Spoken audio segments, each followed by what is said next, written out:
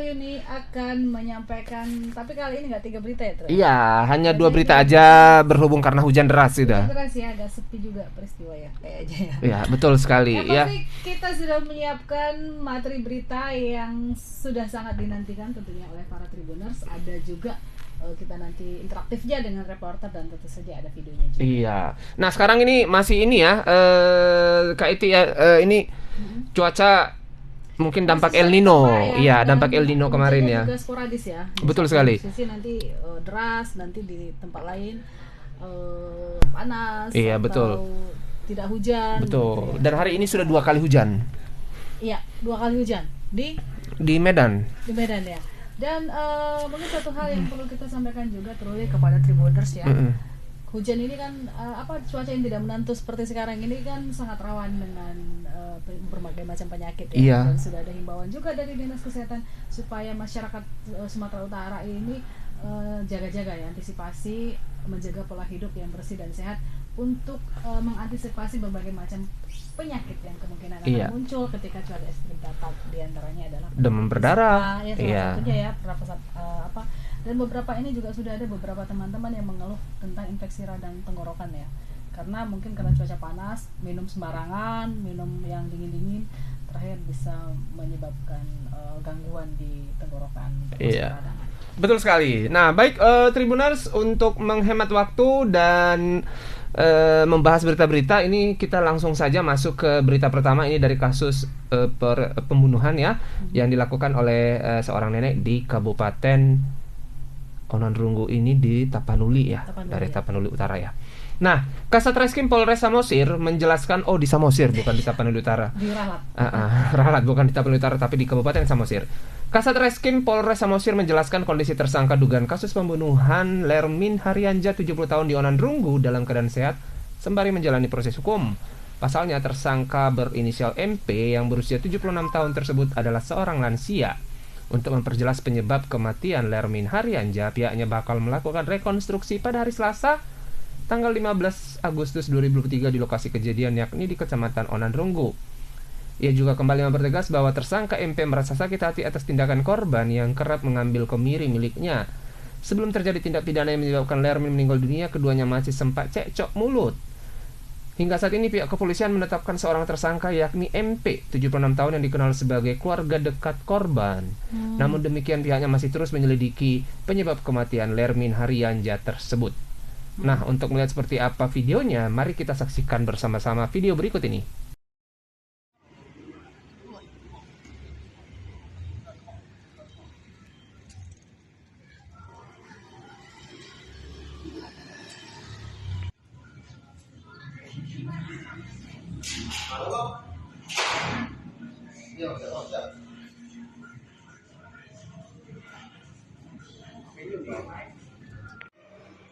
Paling untuk kabio di situ marua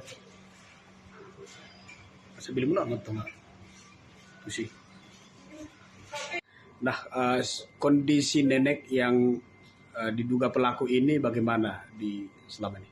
sampai saat ini ya, selama kita melakukan penyidikan, kondisi daripada diduga pelaku masih baik-baik saja dan dalam keadaan sehat.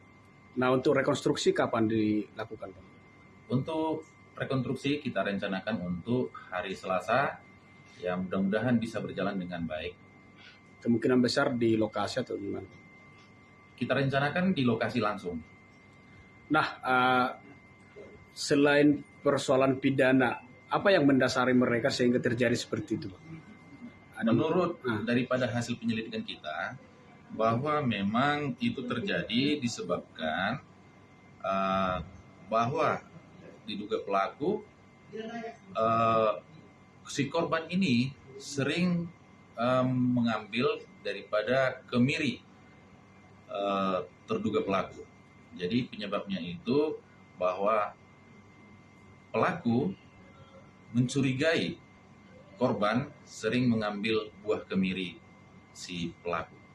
Artinya sebelum terjadi, sebelum dinyatakan meninggal itu mereka masih sempat cekcok atau gimana, Pak?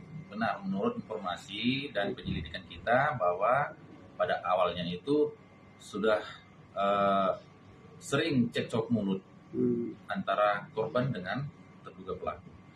Nah, banyak orang banyak masyarakat yang mengira bahwa tidak mungkin seorang nenek, seorang diri bisa membunuh si korban ini. Dari pihak kepolisian bagaimana? Dari hasil penyelidikan kita, bahwa kita sudah menetapkan tersangka, terduga pelaku yang melakukan pembunuhan terhadap korban. Itu penyelidikan kita dan hasil pemeriksaan. Ya baik, itu tadi keterangan dari pihak kepolisian di Polres Samosir untuk melihat seperti apa perkembangan kasus ini selengkapnya. Kita sudah terhubung dengan reporter Tribun Medan Maurits Pardosi di Samosir. Selamat sore, Maurits. Selamat sore Bang Truli, selamat sore Kak Epi. Ya, selamat sore Medan. Untuk selanjutnya seperti apa proses hukum yang akan dilakukan? Ini kan di tanggal 15 ini akan dilakukan rekonstruksi ya di hari Selasa gitu ya. Nah, kira-kira apa perkembangan terbaru yang bisa disampaikan sebelum sampai ke tahap rekonstruksi nih? Mungkin barangkali ada temuan-temuan lain gitu. Nah, hingga saat ini pihak Polres ya, ada pertama sekali memang di masyarakat itu berkembang bahwa lansia bunuh lansia gitu. Tapi tidak mungkin banyak pikiran orang, tidak mungkin hanya si lansia tersebut. Nah, itu karena umur pelaku atau umur tersangka itu jauh lebih tua dibandingkan umur korban. Nah, dari informasi yang kita dapatkan dan juga ya kita informasi kembali dengan Kasat Reskrim bahwa memang sudah lama mereka bertengkar, tapi secara detail apa persoalan-persoalan yang mereka persoalkan selama ini tidak bisa detail disampaikan oleh pihak kepolisian. Mereka masih menyelidiki hingga sekarang kenapa mesti seperti itu, sampai seperti itu. Ditambah lagi bahwa korban itu memanggil tulang. Jadi seandainya meninggal, mereka yang memberikan ulos terakhir lah kepada si korban ini seharusnya. Dari situ bisa kita lihat maka hubungan keluarga mereka memang dekat. Tapi di sisi lain juga masyarakat ketika kita sambangi kemarin, mereka juga enggan berkomentar, Bang. Jadi mungkin karena ada sesuatu hal yang antara korban dan pelaku ini juga yang membuat masyarakat sekitar juga enggan berkomentar, dan selalu mereka bilang udah sama polisi aja Bang, katanya kira-kira seperti itu. Artinya si pelaku MP ini adalah laki-laki sebenarnya? Tidak, perempuan, sama-sama lansia, nenek-nenek mereka. Tapi sorry maaf. Tapi artinya ini dari pihak tulang lah ini disebut ya oleh si korban ya gitu ya. Ya, jadi kalau dalam Arab Batak kan mereka yang berikan ulos saput, Bang. Kalau nggak salah ya namanya. itu. Saput atau saput ya. Oke, baik. Saput, nah, ya. Untuk ini ya, pelaku MP, ada barangkali seperti apa informasi tentang keseharian ini korban di masyarakat gitu, dari masyarakat gitu, pekerjaannya, aktivitasnya saat ini apa? Nah, dari informasi yang kita himpun dan ternyata memang MP ini, tersangka ini adalah katakanlah keluarga yang dekat yang terhormat ya, keluarga dekat dari korban, dan dua-duanya adalah keluarga terhormat begitu. Jadi orang kaya, boleh kita sebut begitu, terhormat. Artinya masyarakat sekitar juga amat enggan, dan lalu sebenarnya masyarakat juga ada rada menyesalkan perbuatan seperti itu. Masa di akhir tua akan seperti itu kejadiannya. Maka itu berulang-ulang kita tanyakan juga kepada pihak kepolisian, dan mereka selalu bilang nanti akan rekonstruksi, akan memperjelas itu semua katanya. Nah, yang berikut kita juga tanya kemarin itu soal kondisi kesehatan, karena mengingat bahwa tersangkanya adalah seorang lansia nenek kan. Jadi kita tanya bagaimana kondisinya, karena proses hukum masih berjalan. Dia bilang masih sehat-sehat saja oleh AKP Natar Sibarani waktu itu. Itu masih yang bisa kita sampaikan Bang. Soal untuk rekonstruksi dia jadwalkan pada hari Selasa, dan kemungkinan besar kalau tidak ada konflik di masyarakat ya kemungkinan akan di TKP. Tapi kan pihak kepolisian juga akan menjaga, kemungkinan besar juga bisa di Mako-Polres Bang. Tadi disebut kalau tidak ada konflik, apakah memang ada potensi konflik, Maurits? Biasa kan itu Kak, misalnya kemarin kita punya pengalaman lah ketika misalnya di Humbang begitu yang kasus mutilasi kan. Jadi ketika rekonstruksi dan juga istri selingkuhan dengan istri bunuh suaminya itu kan kemarin itu memang benar-benar jaga ketat oleh keluarga korban pada waktu itu. Dan kalau memang keluarga korban mengetahui kapan rekonstruksinya bisa juga jadi berabe atau masalah besar, walaupun seharusnya atau harus dikasih tahu, tapi kepada keluarga yang bisa inilah menjaga keamanan pada waktu itu. Dan waktu itu seperti yang di Humbang itu di Mako Polres jadi rekonstruksinya, Kak. Nah, itu yang kita antisipasi karena yang pertama kan ini masih daerah adat, lalu yang kedua mereka punya kedekatan, yang ketiga juga tentunya dari masing-masing keluarga kan akan mengatakan kebenarannya masing-masing. Jadi bisa saja ini menjadi sebuah konflik dan itulah harapan Kasat tadi supaya moga-moga ini bisa berjalan lancar begitu kira-kira. Maurits, apakah polisi tidak melihat adanya kemungkinan ini bukan pelaku tunggal? Nah, itu yang kemarin kita tanya. Mereka sampai saat ini masih meyakini ini pelaku tunggal. Dan itu berapa kali kita tanyakan karena mengingat pertanyaan dari masyarakat kan nggak mungkin seorang diri begitu. Dan untuk hasil otopsi, mereka masih menunggu hasil otopsi. Tapi untuk penyebab kematiannya adalah karena benda tumpul yang digunakan oleh tersangka, yakni batang kelapa kering, lalu ada sandal juga, dan ada kemiri yang sudah diambil oleh korban ini di dalam sebuah plastik begitu. Dan itu yang dihantam bagian kepala begitu, Kak. Ya, kalau secara fisik sendiri, menurut amatan Maurits lah ya, mungkin sudah tatap muka dengan pelaku. Secara fisik bagaimana? Siapa MP tadi inisialnya ya? Ya. Itu bagaimana menurut Maurits? Kalau tatap muka tidak pernah, Kak, karena beliau langsung ditahan di Mapolres kan. Ya. Tapi pengakuan polisi dan juga masyarakat sekitar memang jauh lebih sehat yang umur 76 ini daripada yang 70. Barangkali perlu juga dipertanyakan rahasia sehatnya. Betul. Katanya itu ya. Tapi Maurits, apakah ada kemungkinan juga kalau misalnya kan barangkali ya namanya sudah tua, si korban itu mungkin karena sesuatu yang benturan tapi tidak terlalu keras atau apa, karena ada bawaan penyakit tertentu atau karena memang fisiknya yang sudah melemah, sehingga barangkali pelaku secara tidak sengaja melakukan itu sehingga menyebabkan kematian. Bagaimana? Apakah ada kemungkinan seperti itu juga? Bisa saja ada kemungkinan seperti itu, Kak. Makanya mereka masih menunggu hasil otopsi kan. Jadi ketika korban sudah dilarikan ke rumah sakit Bangkaram, mereka masih menunggu sekarang hasil otopsinya, dan itu akan diuji juga di saat rekonstruksi. Karena kan di rekonstruksi itu si tersangka akan melakukan adegan sesuai dengan apa yang dia lakukan. Atau bisa saja itu memunculkan fakta-fakta baru. Kadang-kadang dalam rekonstruksi juga ada juga fakta-fakta baru, misalnya tidak selalu sama dengan BAP awal gitu, Kak.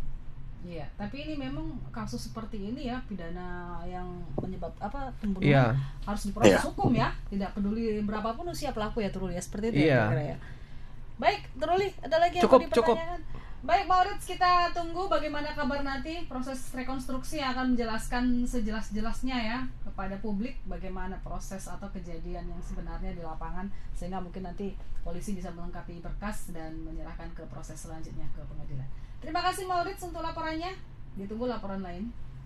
Terima kasih Kak Eti, terima kasih Bang Truli. Selamat sore Medan. Selamat sore. Baik Truli, kita akan lanjut ke berita kedua ya. Iya, kita bergeser ke laporan yang kedua. Kali ini terkait dengan LPG yang kemarin sempat ribut karena ada kelangkaan. Penggerebekan. Iya, yang pasti ini ada masih tindak lanjut lah ya. Iya, ada gudang pangkalan LPG subsidi yang ini bernama Alicia Rifanola Amelia di Jalan Masjid, Kelurahan Payagede, Kecamatan Sunggal, Deli Serdang yang digerebek polisi. Pangkalan yang diduga milik salah seorang mantan anggota DPRD Sumut itu digerebek karena melakukan pengoplosan gas LPG 3 kg ke tabung gas 12 kg yang non-subsidi. Menurut Dirkrimsus Polda Sumut, Kombes Polisi Teddy Marbun, saat ini ada 3 orang pelaku yang sudah ditetapkan sebagai tersangka. Ketiganya yakni berinisial MN, RSB, dan BM yang merupakan karyawan di gudang pangkalan gas LPG tersebut.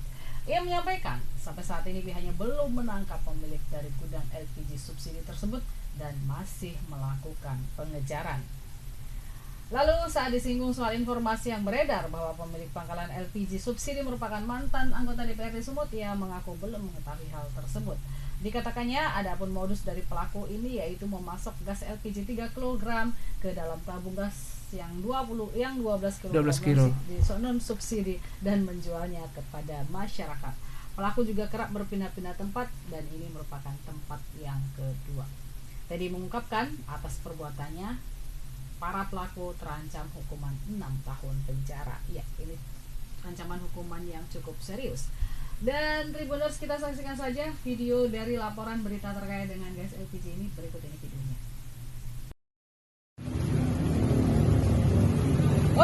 Paling kerja.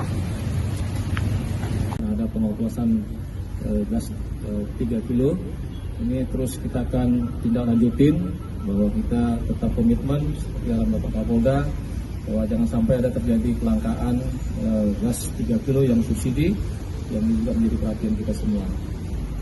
Terkait dengan masalah penanganan, seperti disampaikan tadi oleh Kabid Humas bahwa kita terus mengembangkan pemiliknya walaupun melarikan diri, kita tetap akan fokus untuk bisa mengembangkan supaya kegiatan-kegiatan ilegal ini bisa dihentikan. Ya, karena terus terang ini juga sangat berdampak kepada pengguna ya, terhadap saudara-saudara kita yang menerima bantuan subsidi dari pemerintah. Mungkin itu saja. Saya kira untuk masalah teknisnya sama seperti yang kita sampaikan kemarin bahwa modusnya adalah memindahkan yang 3 kilo ke 12 kilo. Saya kira para pelaku ini sering berpindah-pindah melihat situasi mana yang dianggap aman, karena kita tahu bahwa proses ini juga begitu cepat, ya begitu cepat. Waktu 10 jam itu bisa menghabiskan 100 tabung, ya, dan bisa mendapat keuntungan yang cukup besar. Belum tahu. Nanti kita terima kasih informasinya ya. Informasi. Baik, jadi Iya, itu tadi video yang sudah kita tayangkan, dan kali ini kita sudah terhubung dengan reporter kita dengan Freddy Santoso atau Freddy S. Freddy S itu kan penulis ini sih, novel. Jadi jangan disingkat, harus dipanjangkan. Kalau kalau disingkat nanti jadi lain konotasinya. Oke, lanjut. Saudara Freddy keberatan dengan singkatan. Keberatan itu. Itu apa namanya, berjaya pada masanya. Oke. Tapi belum kenal ya. Buku di masa TVRI. Iya. Tapi Freddy Santoso yang ini belum kenal dengan Freddy. Kenal lah. Tapi baca novelnya ya. Oke, Freddy, silakan laporannya bagaimana disampaikan, Freddy. Ya baik, Kak Eti dan juga Bang Truli, penggerebekan gudang gas diduga oplos ini itu dilakukan pada tanggal 8 Agustus kemarin, tapi memang disampaikan itu baru beberapa hari kemudian ya, mungkin karena ada kesibukan polisi juga kan. Kemudian dari hasil pengungkapan ini yang diamankan itu juga baru sebatas pekerja ya, sama seperti penangkapan Polda Sumut yang sebelumnya itu baru hanya sebatas pekerja, sementara bosnya masih lolos. Iya. Iya. Di mana bosnya nih? Nah, itu yang belum diketahui Bang, karena emang alasan polisi ketika digerebek bosnya sudah lolos lah. Jadi memang ini 2 kali penggerebekan ini memang sama ya, bosnya lolos, berbeda dengan yang dilakukan oleh Satreskrim Polrestabes Medan beberapa hari lalu juga, itu pemiliknya juga itu diamankan gitu. Diamankan, tanda petik ya? Iya, ditangkap beberapa hari lalu. Jadi memang ini berbeda gitu.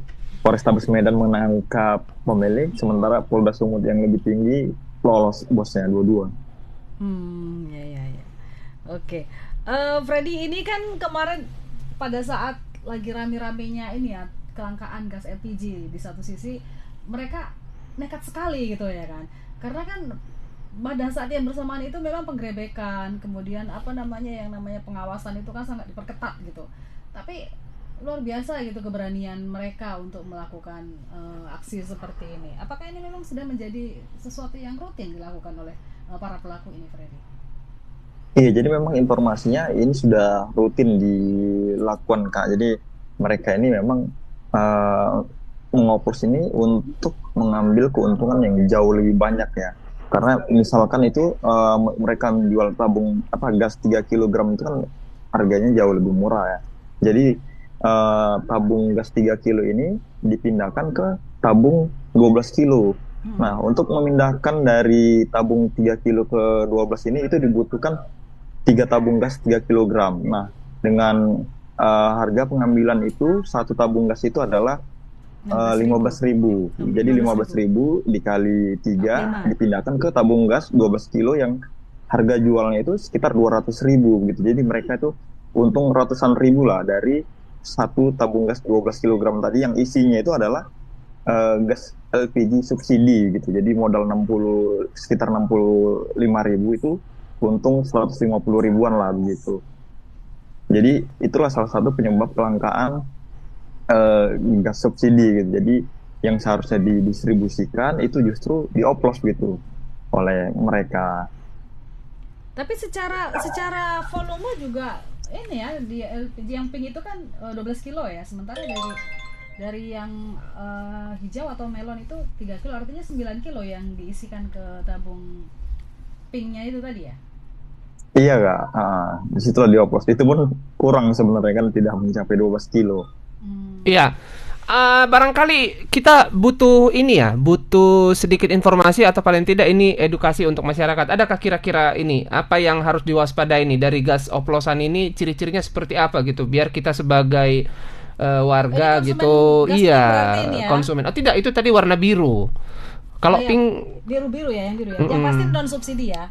Iya, non subsidi. Apa ciri-cirinya? Adakah informasi Freddy yang bisa disampaikan ke konsumen gitu, biar nanti misalnya nih Kak Eti nggak salah beli gitu? Iya, itu kalau yang paling gampang ditandai adalah gas yang 3 kilo ini dia lebih cepat habis Bang, bisa 2 atau 3 hari. Padahal standarnya itu jika untuk rumah tangga ya itu bisa seminggu. Tapi bisa sebulan kalau hanya masak teh ya. Tapi kalau di rumah tangga itu harusnya seminggu, malah jadi 3 hari. Kemudian biasanya itu juga seperti mengembun gitu. Tabungnya itu mengembun gitu, karena memang pada proses pengoplosannya ini biasanya mereka menggunakan es batu saat dipindahkan lah gitu. Kadang mereka juga mau memindahkan gitu kan. Jadi volume yang 3 kg ini juga kadang mau dioplos juga, dikurangi lah gitu kan. Nah, cara memindahkannya isinya tidak 3 kilo lagi ya. Jadi caranya itu, cara memindahkannya biar aman tuh mereka menggunakan batu es gitu. Tapi belum tahu ya fungsinya untuk apa, apakah menambah berat atau mungkin supaya tidak meledak gitu. Jadi biasanya tandanya seperti itu. Iya, mungkin dari regulatornya juga bisa diketahui ya. Iya, ini dan apalagi ini juga kan bahaya ya. Iya, sangat. Nah, kalau saya sih solusinya lebih baik ya gas 3 kg itu samakan saja harganya. Agak sulit, itu paling berat itu. Agak sulit kalau harganya berat. Iya. Karena paritas harga itu kan sangat tinggi. Sangat tinggi, makanya kan besar kemungkinan untuk dioplos. Iya, sangat tinggi, dan memang ya problem kita dari dulu seperti itu ya, mau pakai minyak tanah, mau juga dioplos. Karena semua bisa dioplos sekarang kan, bahkan wajah juga bisa dioplos. Oh, itu oplas. Itu oplas, beda huruf. Itu oplas. Oke. Mungkin gini ya, kita berharap ada ketegasan juga dari aparat pemerintah. Betul. Karena beberapa kali juga kan seperti ini kan, penggerebekan seperti kasus solar misalnya kan, solar subsidi yang ternyata oplos juga tidak didistribusikan dan justru dijual dengan harga yang non subsidi. Iya. Beberapa kali terjadi sampai ke proses hukum, bahkan sampai di persidangan. Nah, ternyata vonisnya tuh sangat ringan, dan itu jauh dari yang kita harapkan. Di luar efek jerah itu tidak ada, terjadi terus gitu.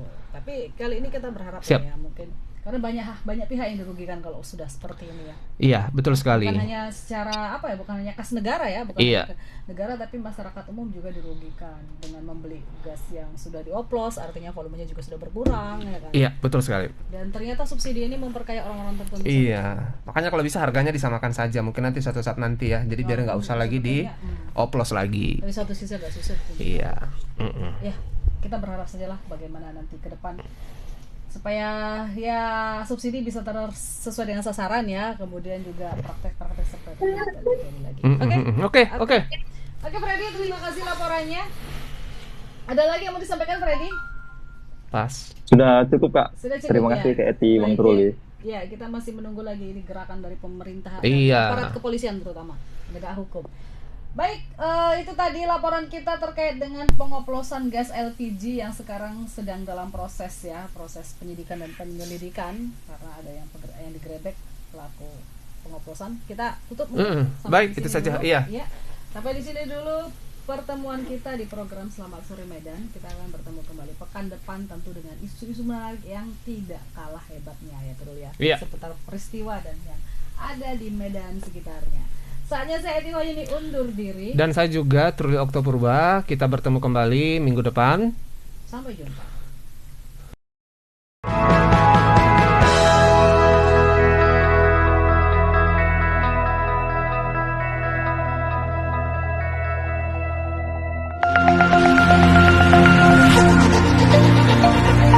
Thank you.